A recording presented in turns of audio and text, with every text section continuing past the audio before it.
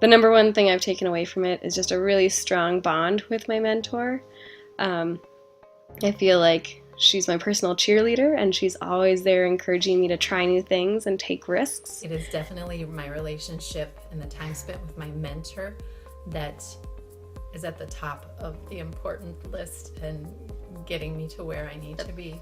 The biggest impact that the mentor-teacher program has had on my professional growth has been engaging in conversations about my students over the course of a school year and being able to really reflect and analyze on my current teaching practices, as well as being able to be kind of critical about what went well and what didn't go well in a specific lesson, and be able to reflect on that and make changes for the next day or for the next year when you would teach that lesson again. They are always so positive.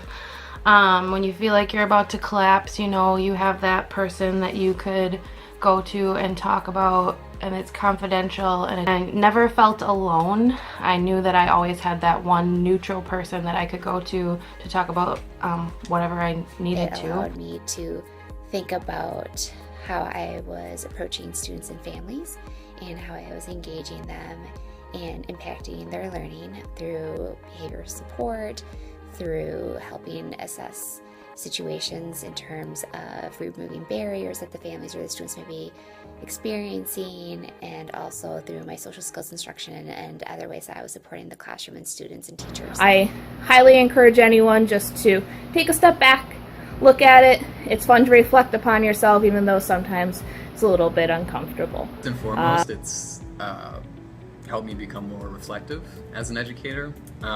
Everything that we're doing, whether it's me meeting with my mentor one-on-one or in a larger setting, is related back to Danielson and, of course, the educator effectiveness. She would come in at our weekly visits with that hour ready to have information that we could talk about.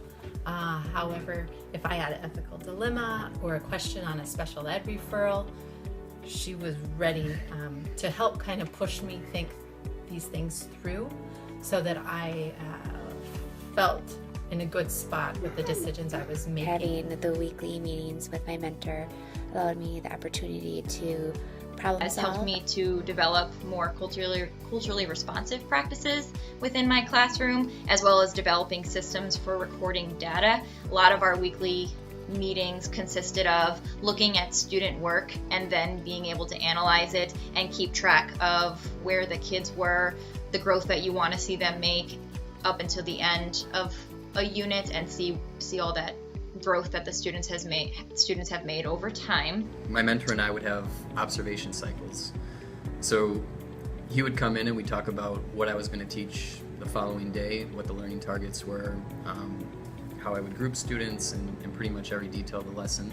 Then he'd come in and observe, and then after that we'd sort of debrief and talk about what went well, what didn't go so well. I've done those cycles both with the mentor program, with my mentor, and now on my own. And I really can feel confident going into meetings knowing that what I'm doing is making a difference, because I've collected the data, I've analyzed the data, and I can present it to people in a way that shows that I'm having an impact on student learning. With my students' goals, she would also encourage me in ways that I feel helped benefit the students to meet their goals. So analyze student work. So I'd collect, homework or a formative assessment. We'd look at it and see, okay, who gets it, who's getting there, who totally doesn't, and come up with a plan for how I was going to address each of those different groupings and even individual students. They're able to reflect on myself and how I teach, and how I can make my performance better and serve the students that we all work with better.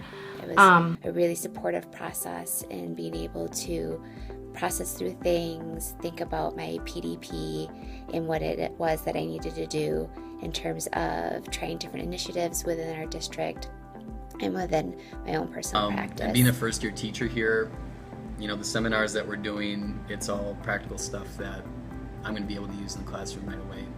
Like how to getting to know my students, communicating with parents and families, analyzing student work, and really setting goals for ourselves as educators.